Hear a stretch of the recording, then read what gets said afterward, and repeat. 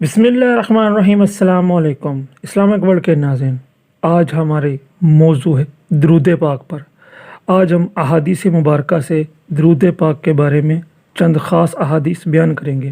اللہ رب العزت سے دعا ہے کہ ہماری اس کاوش کو قبول و منظور فرمائے، آمین ثم آمین۔ احادیث سماعت فرمائیں۔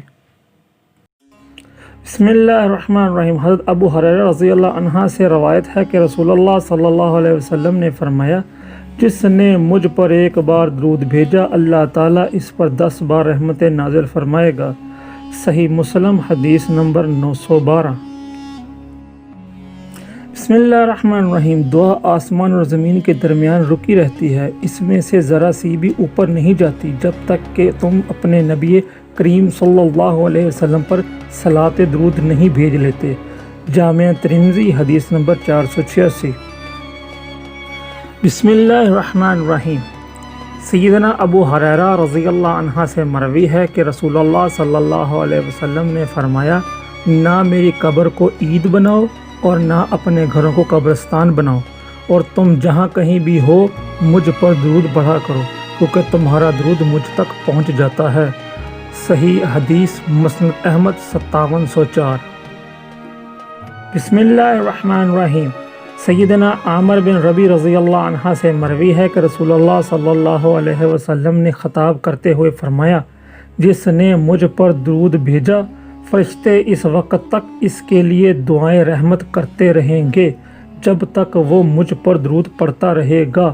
اب بندے کی مرضی ہے کہ وہ کم پڑھے یا زیادہ۔ صحیح حدیث مسند احمد 5715۔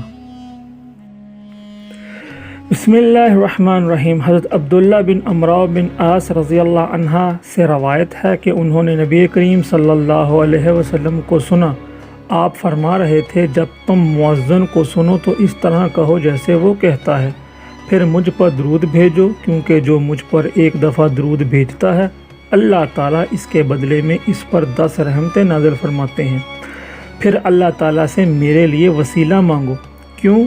وہ جنت میں ایک مقام ہے جو اللہ کے بندوں میں سے صرف ایک بندے کو ملے گا، اور مجھے امید ہے وہ میں ہوں گا۔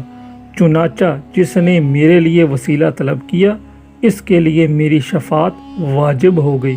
صحیح مسلم حدیث نمبر 849۔ بسم اللہ الرحمن الرحیم۔ سیدنا حسین رضی اللہ عنہ سے مروی ہے کہ نبی کریم صلی اللہ علیہ وسلم نے فرمایا، وہ آدمی بخیل ہے جس کے پاس میرا ذکر ہو لیکن اس نے مجھ پر درود نہ پڑھا۔